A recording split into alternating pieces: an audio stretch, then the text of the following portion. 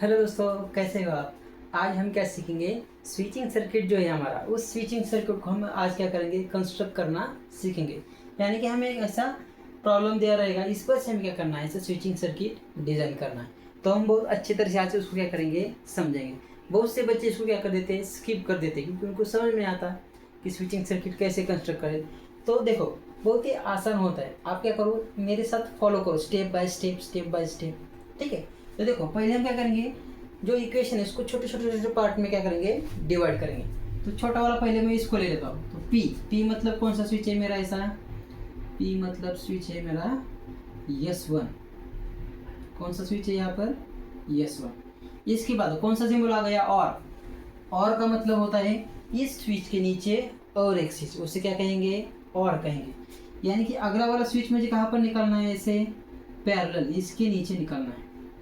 ठीक है। लेकिन ये स्विच कौन सा है, पी है, नेगेशन पी है। पी का मतलब S1 होता है, नेगेशन मतलब S1 डैश। यानी कि ये दो सर्किट एक दूसरे को पैरेलल है।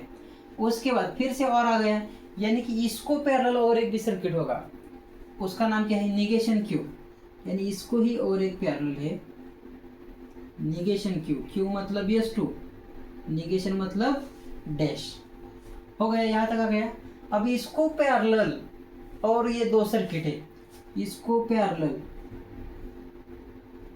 ठीक है, इसको पैरेलल ये सर्किट है, लेकिन ये ब्रैकेट के अंदर है।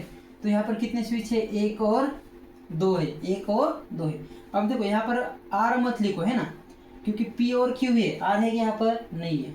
तो आप पी और क्यू सिर्फ लिखो, आर मत यहाँ पर मत लिखो। अब देखो पी एंड क्यू है। पी मतलब क्या है, देखो पी मतलब है S1, स्विच कौन सा है, S1। और एंड का मतलब क्या होता है, इसी के आगे और एक स्विच।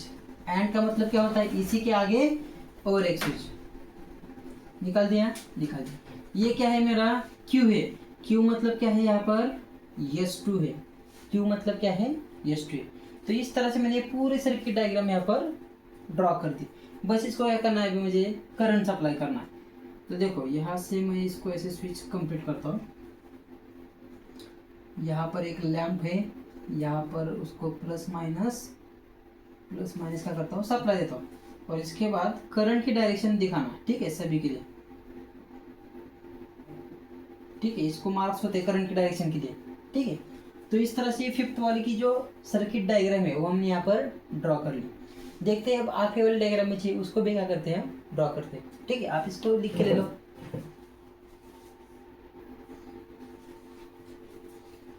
अब देखो ये आखिरी वाला सवाल है, इसके भी हम स्विचिंग सर्किट डायग्राम बनाते हैं। तो देखो पहले क्या करना है, स्मॉल स्मॉल पार्ट में इसको डिवाइड कर दो। एक एक पार्ट हम पहले निकालेंगे। तो पहले इसको निकालते हैं। तो पहले स्विच है पी, पी मतलब S1 स्विच। तो ये आ गया मेरा कौन सा स्विच, S1 स्विच।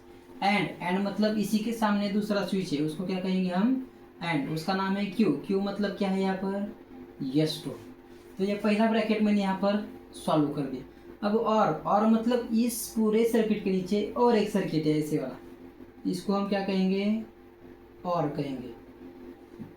और यहाँ पर क्या है, नेगेशन पी है, बस एक ही है, एक ही स्विच है, यहाँ पर दो है क्या, नहीं है, लेकिन नेगेशन पी है। पी मतलब S1, नेगेशन मतलब S1 डैश।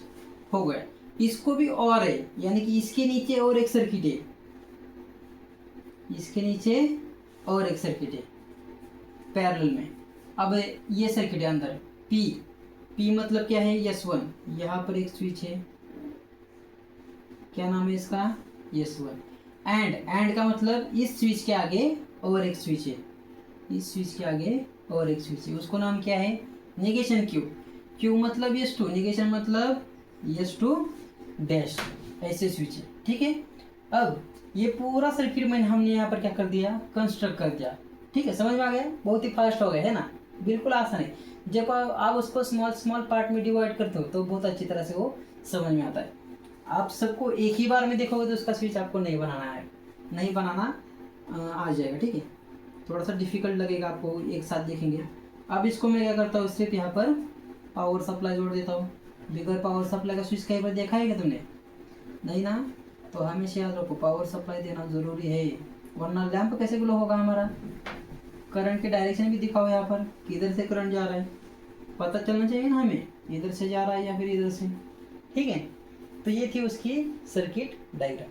तो बच्चे यहाँ पर जो क्वेश्चन नंबर 2 है हमारा, वो यहाँ पर क्या होता है, खत्म होता है। इसके बाद हम क्या करेंगे, क्वेश्चन नंबर 3 क्या करेंगे, स्टडी करेंगे।